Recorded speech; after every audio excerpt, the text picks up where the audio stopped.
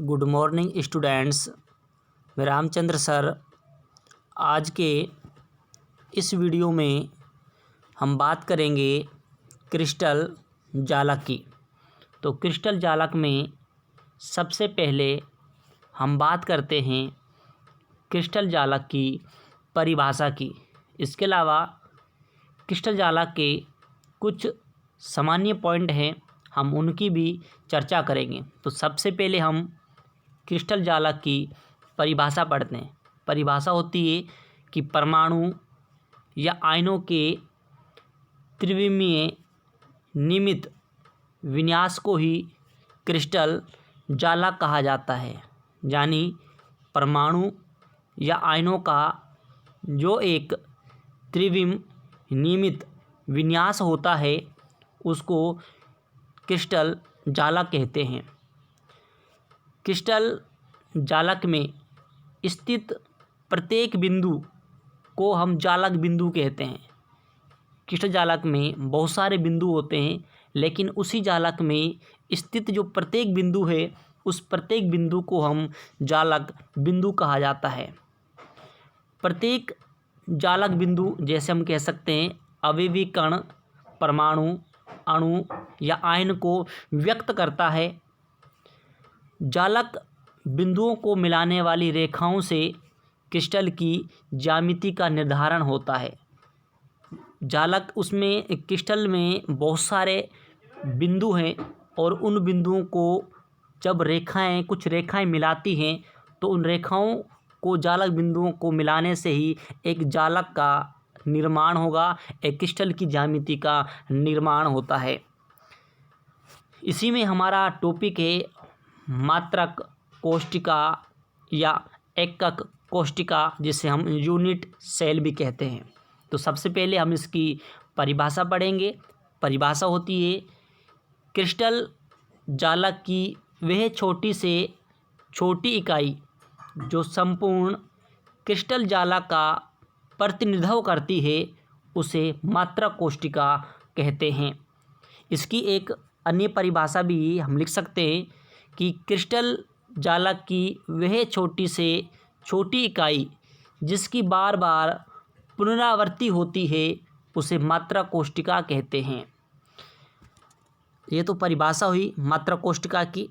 अब हम बात करते हैं मात्रक कोष्टिका के पैरामीटर्स। तो मात्रक कोष्टिका के दो पैरामीटर होते हैं। तो पहला है अक्षीय लंबाई या जिसे हम इसे कोर लंबाई भी कहते हैं। तो हम इसकी परिभाषा देखें। परिभाषा होती है कि किनारों की लंबाई को अक्षीय लंबाई या कोर लंबाई कहते हैं। यानी कि जो मात्रक कोष्टिकाएं होती हैं उन मात्रक कोष्टिकाओं के जो किनारे होते हैं उन किनारों की लंबाई को ही अक्षीय लंबाई या कोर लंबाई कहते हैं।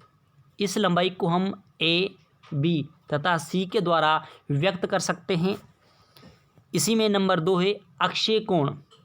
परिभाषा होती है कि किनारों या अक्षों के मध्य बने कोण को अक्षीय कोण कहते हैं। इन अक्षीय कोणों को अल्फा, बीटा तथा गामा के द्वारा व्यक्त किया जाता है। इसके बाद यहाँ पे हमने दिखाया है, यहाँ पे एक ये क्रिस्टल जालक बना हुआ है। इस क्रिस्टल जालक के अंदर जो है बहुत सारे बिंदु हैं। ये इधर यहाँ पे ये बिंदु बहुत सारे जो यहाँ पे ये बिंदु बने हुए हैं। इन बिंदु इसमें यहाँ पर हम नज़र देखें, यहाँ पे हमने कोण बनाया है। सबसे पहले हमने यहाँ पे अक्षीय लंबाई दिखाई। इस अक्षीय लंबाई हमने ए बोला, इसको हमने बी बोला और इसको हमने सी बोला। और यहीं पे हमने 3 अक्षीय कोण बनाए। यहाँ पे इसको ए को हमने अक्षीय लंबाई ए को हमने अल्फा कोण और इसको हमने बीटा कोण और इसको हमने गामा कोण से संबोधित किया। तो इस प्रकार से हमने एक क्रिस्टल जालक का निर्माण किया जिसके अंदर बहुत सारे जालक बिंदु हैं। इसके अंदर जितने भी जालक बिंदु हैं वो सारे जो है अणु को, परमाणु को या आयन को व्यक्त करते हैं। और ये बहुत सारी इसके अंदर ये इस प्रकार की रेखाएं बनी हुई हैं। ये रेखाएं जो हैं इन बिंदुओं को मिलाती हैं जिससे एक क्रिस्टल जालक का निर्माण होता है। और इसी के अंदर हमने यहाँ पर जो है कुछ कोण को दिखाया, जिसमें हमने अक्षीय लंबाई ए बी सी भी व्यक्त की, और उसके अलावा हमने अक्षीय कोण भी दिखाए, जैसे अल्फा कोण, बीटा कोण और गामा कोण। अब हम इसमें एक वैज्ञानिक थे जिनका नाम था ब्रेवे, और ब्रेवे नामक वैज्ञानिक ने 7 प्रकार की एकक कोष्ठिकाएँ बताई थी, जो निम्न प्रकार है। इनको हम इस सारणी के द्वारा समझ सकते हैं। तो इस सारणी में सबसे पहले हम पढ़ेंगे इसमें क्रिस्टल समुदाय, जहाँ पे हम जितने भी क्रिस्टल कुछ समुदाय हैं उनका नाम लिखेंगे। उसके बाद हम इनकी कोर लंबाई को व्यक्त करेंगे, इसमें हम उनके अक्षीय कोण को लिखा जाएगा, और उसके बाद यहाँ पे कुछ एग्जाम्पल उनके उदाहरण हैं उनको भी हम साथ में लिखेंगे। तो सबसे पहले हम इसमें देखते हैं घनीय मात्रा कोष्ठिका, या हम इसको घनीय भी केवल कह सकते हैं। तो हम इसकी कोर लंबाई देखें, कोर लंबाई होती है a equal to b equal to c, यानी कि ए बी सी की जितनी भी लंबाई है वो समान होती है। यदि हम इसका अक्षीय कोण का मान देखा जाए तो अक्षीय कोण का मान होता है alpha equal to beta equal to gamma equal to 90 degree, यानी कि अल्फा बीटा और गामा अक्षीय कोण का जो मान होता है वो 90 डिग्री का होता है। 90 डिग्री का इनके मध्य कोण बनता है। यदि हम इसका एग्जाम्पल देखें तो एग्जाम्पल होता है sodium chloride, NaCl, KCl, potassium chloride कहते हैं, जैसे zinc sulphide, ZnS, copper, silver, gold, ये सभी इसके एग्जाम्पल हैं। दूसरा है इसके अंदर किस समुदाय में द्विसम लंबाक्ष, ये भी एक क्रिस्टल समुदाय है। इसके अंदर इसकी कोर लंबाई को देखा जाए तो कोर लंबाई का इसमें होती है a equal to b not equal to c, यानी कि इसमें ए बी तो समान है लेकिन बी और सी का जो मान है वो समान, लंबाई समान नहीं होती। इसके अंदर हम अक्षीय कोण देखें तो अक्षीय कोण का मान होता है alpha equal to beta equal to gamma equal to 90 degree, यानी कि कोण अक्षीय कोण अल्फा बीटा और गामा का जो कोण का जो मान होगा वो 90 डिग्री का होगा। इसके एग्जाम्पल देखें तो एग्जाम्पल होता है इसमें श्वेत tin, SnO2, TiO2, copper sulphate, CuSO4, ये सभी इसके एग्जाम्पल होते हैं। इसी में है हमारा विषम लंबाक्ष। विषम लंबाक्ष के अंदर हम इसकी कोर लंबाई देखें तो कोर लंबाई a not equal to b not equal to c, यानी कि इसमें ए अक्षय कोर लंबाई या अक्षय लंबाई ए बराबर बी बराबर सी नहीं होता। तीनों का मान, कोर की लंबाई का मान बराबर नहीं हो सकता। तो इसमें हम अक्षय कोण का मान देखें तो अक्षय कोण का मान है a equal to alpha equal to beta equal to gamma equal to 90 degree, यानी कि तीनों कोणों का मान 90 डिग्री होता है। एग्जाम्पल देखें तो इसमें रोम्बिक गंधक इसके अंतर्गत पड़ा जाता है, बेरियम सल्फेट BSO4 इसके अंतर्गत आएगा, PDCO3 भी आ जाएगा, और KNO3 भी इसके अंतर्गत एग्जाम्पल इसके पढ़े जाते हैं। उसके बाद हम अगला है इसमें क्रिस्टल समुदाय में एकंताक्ष, इसकी कोर लंबाई देखें तो a not equal to b not equal to c, इसमें भी तीनों कोर लंबाई बराबर नहीं होती, तीनों की लंबाई अलग अलग होती है। यदि हम अक्षय कोण का मान देखें तो alpha equal to beta 90 degree, gamma not equal to 90 degree, यानी कि इसके अंदर अल्फा और बीटा का जो कोण का मान है वो 90 डिग्री होगा, लेकिन गामा का मान है वो 90 डिग्री नहीं होता। एग्जाम्पल देखें तो एग्जाम्पल इसमें मोनोक्लिनिक गंधक इसके अंदर पढ़ा जाता है, जहाँ पर है Na2CO3 10H2O भी इसके अंतर्गत पढ़ा जाएगा। इसमें हमारे पास अगला जिसमें समुदाय में है वो है त्रिंताक्ष, यहाँ पे हम त्रिंताक्ष को भी पढ़ेंगे। इसमें कोर लंबाई देखें तो कोर लंबाई होती है a equal to b equal to c, यानी कि ए बी और सी की लंबाई बराबर होगी। यदि हम इसका अक्षय कोण देखें, अक्षय कोण का मान इसके अंतर्गत alpha equal to beta equal to gamma not equal to 90 degree, यानी कि इसके ये तीनों कोणों का मान है अल्फा और बीटा और gamma equal not equal to 90, यानी कि इनका मान 90 डिग्री नहीं होता। एग्जाम्पल देखें तो ग्रेफाइट है, पत्थर, क्वार्टर्स, ये सभी इसके अंतर्गत पढ़े जाते हैं। नेक्स्ट इसके अंतर्गत षटकोणीय में इसकी कोर लंबाई देखें तो कोर लंबाई का मान है a equal to b equal to c, यानी कि तीनों की लंबाई बराबर होगी अक्षीय लंबाई। उसके अलावा हम इसका कोण का मान देखें तो कोण का मान जो होता है इसके अंदर alpha equal to beta equal to 90 degree तथा गामा इक्वल टू 120 डिग्री, यानी कि अल्फ़ा और बीटा कोण का मान 90 डिग्री होगा और जो गामा कोण का मान है वो 120 डिग्री होता है। और इसका एग्जाम्पल जो होता है वो ग्रेफाइट इसके अंतर्गत पढ़ा जाता है। इसमें एक लास्ट यौगिक और है जिसका नाम है त्रिंतक्स। ये बहुत मोस्ट है, एग्ज़ाम में पूछा भी गया है, हो सकता है आगे भी पूछा जाए। इसमें इसका अक्षीय लंबाई, अक्षीय कोण या एग्जाम्पल पूछ सकता है 1 नंबर का।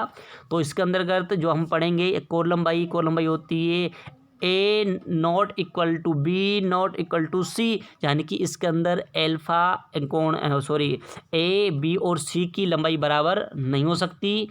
और यदि हम इसका अक्षय कोण देखें तो अक्षय कोण का मान होता है इसमें alpha not equal to beta not equal to gamma not equal to 90 degree. तो इसका एग्जाम्पल हम देखें तो एग्जाम्पल होता है कॉपर सल्फेट और पोटेशियम क्रोमेट, इसके अंदर एग्जाम्पल को लिखा जाता है। अगला हमारा टॉपिक है, इस नेक्स्ट टॉपिक में हम पढ़ेंगे घनीय मात्रक कोष्ठिकाएँ।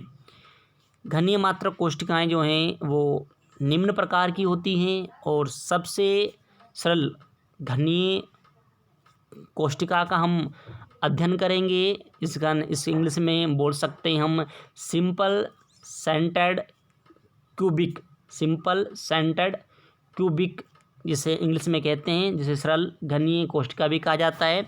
तो इस प्रकार की मात्रक कोष्ठिका में घन के 8 कोनों पर 8 परमाणु होंगे और कोने वाला प्रत्येक परमाणु 8 मात्रक कोष्ठिकाओं का हिस्सा होता है और एक मात्रक कोष्ठिका को किसी भी कोने का एक परमाणु का 1/8वां भाग मिलता है। इसलिए यह मात्रक कोष्ठिका एक परमाणु की बनी होती है, जिसकी गणना भी हम कर सकते हैं। यदि हम इसकी गणना करें तो यहाँ पर परमाणु का यहाँ लिखा हुआ है परमाणु की कुल संख्या, तो इसमें 8 कोनों पर हैं इनटू इसका हिस्सा जो होता है 1/8वां होता है। यदि हम इसको हल करें तो यहाँ पर इसको हम इस 8 से काट देंगे, ये कट जाएगा तो जो एक परमाणु है तो इसके अंदर एक परमाणु प्रेजेंट होता है। यानी कि इस प्रकार की जो कोष्ठिका होती है, जो मात्रक कोष्ठिका है, वो केवल एक परमाणु से मिलकर बनी होती है। यहाँ पे हमने इसके इस प्रकार के जालक को भी हमने दिखाया है जिसमें 8 कोनों पर 8 परमाणु प्रेजेंट हैं। यानी कुल हम परमाणु संख्या निकालें तो हमें एक परमाणु प्राप्त होता है। अगला हमारा इसी में टॉपिक है अंत केंद्रीय घनीय मात्रक कोष्ठिका BCC। इसमें क्या होता है कि इस यूनिट सेल में भी घन के 8 कोनों पर 8 परमाणु होंगे तथा घन के केंद्र में भी एक परमाणु स्थित होगा। इसमें इतना अंतर है कि 8 कोनों पर 8 परमाणु तो होते हैं, लेकिन एक परमाणु घन के केंद्र में भी पाया जाएगा, स्थित होता है। अतः ये मात्रक कोष्ठिका जो है 2 परमाणुओं की बनी होगी, जिसकी गणना भी हम कर सकते हैं। अंत केंद्रित नाम से नजर आता है, अंत केंद्रित यानी कि 8 कोनों पर 8 परमाणु प्रेजेंट होते हैं, लेकिन एक परमाणु घन के केंद्र में भी स्थित होता है। तो इसमें यदि कुल परमाणु संख्या देखें तो कुल परमाणुओं की संख्या 2 हो जाती है, क्योंकि 8 कोनों पर उसका हम निकालते हैं कुल योग तो वो कुल एक परमाणु होता है, लेकिन एक परमाणु घन के केंद्र में भी है, तो कुल मिलाकर इसके अंदर 2 परमाणु पाए जाते हैं, जिसकी गणना भी हम जो है कर सकते हैं। हम गणना करना चाहें तो इसकी इस प्रकार से हम कर सकते हैं। जहाँ पर परमाणुओं की कुल संख्या देखें हम, कुल संख्या तो 8 कोनों पर परमाणु, जिसका 1/8वां हिस्सा होता है और एक घन के केंद्र में है। इसका हम इंटू 1 से मल्टीप्लाई करेंगे। जब हम हल करते हैं इस 8 को हम इस 8 से काट देते हैं, ये 8 इससे कटेगा तो इसका जो 1 है तो इसका मल्टीप्लाई करेंगे तो इसका तो ये 1 और प्लस एक इसका गुणा करेंगे तो इसको 1 और 1 से मल्टीप्लाई कर देंगे और जो ठीक है, तो उसका कुल योग जो आ जाता है वो अपने पास यहाँ पर 2 प्राप्त हो, यानी कि इसके अंदर कुल परमाणु संख्या होती है वो 2 होती है। इसकी हम संरचना भी देख सकते हैं। यहाँ पर हमने क्रिस्टल जालक बनाया है, यहाँ पर ये क्रिस्टल जालक बना हुआ है। इसके इन 8 कोनों पर 8 परमाणु हैं और एक परमाणु घन के केंद्र में भी पाया जाएगा, इसलिए इसमें कुल परमाणु संख्या हम निकालते हैं सूत्र के द्वारा, तो कुल परमाणु संख्या जो है यहाँ पर 2 प्राप्त हमें होती है। ठीक है, तो अगला हमारा टॉपिक देखें। अगला टॉपिक है नंबर 3, फलक केंद्रित घनीय मात्रक कोष्टिका। इसमें क्या होता है कि इस मात्रक कोष्टिका में यूनिट सेल में 8 कोनों पर 8 परमाणु होते हैं तथा प्रत्येक फलक में भी एक परमाणु स्थित होता है। अतः ये यूनिट सेल 4 परमाणुओं की बनी होती है, जिसकी गणना भी हम कर सकते हैं। ध्यान समझना है कि इसमें भी 8 कोनों पर 8 परमाणु हैं तथा प्रत्येक फलक में भी एक परमाणु पाया जाएगा और इस प्रकार की मात्रक कोष्टिका यूनिट सेल में 4 परमाणुओं की बनी होगी, जिसकी गणना भी हम कर सकते हैं। यहाँ पर हम इसकी गणना करना चाहें तो कर सकते हैं। परमाणुओं की कुल संख्या 8 कोनों पर, जिसका 1/8वां हिस्सा 6 फलक हैं और यहाँ हम इसको करेंगे हाफ 1/2। तो हाफ सा करेंगे तो हम इसको यहाँ से इसको काट देंगे तो यहाँ पर हमें 3 प्राप्त होंगे और यहाँ पर 8 से इस 8 को हम काट देंगे तो 1 प्राप्त होगा। तो यहाँ पर हमें इसका 1 परमाणु प्राप्त हुआ और इसके 3, तो कुल परमाणु कितने हो गए? 4। तो इस प्रकार की मात्रक कोष्टिका में जो है 4 परमाणु, इस प्रकार मात्रक कोष्टिका 4 परमाणुओं की बनी होती है, 4 परमाणु से मिलकर निर्माण होता है। इसी में हमारा अगला टॉपिक है कि यहाँ पर हमने इसकी संरचना को दिखा सकते हैं इस प्रकार से। यहाँ पे हमने संरचना भी इसकी दिखा रखी है कि इसके 8 कोनों पर 8 परमाणु और प्रत्येक परमाणु इसके फलक में भी जो है स्थित है पाया जाएगा, इसलिए ये 4 परमाणुओं की बनी होती है। टॉपिक है अंतीय केंद्रित घनीय मात्रक कोष्टिका ECC।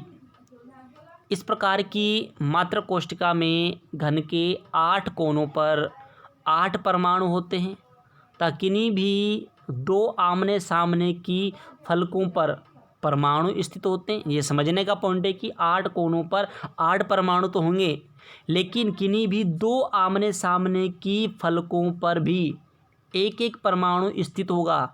अतः ये मात्रक कोष्टिका 2 परमाणुओं की बनी होती है, जिसकी गणना भी हम निम्न प्रकार से कर सकते हैं। गणना करना चाहें तो इसकी हम परमाणुओं की कुल संख्या देखिए। इसमें परमाणुओं की कुल संख्या 8 कोनों पर इसका 1/8वां हिस्सा, 2 फलक में इसको हम 1/2 हाफ करेंगे।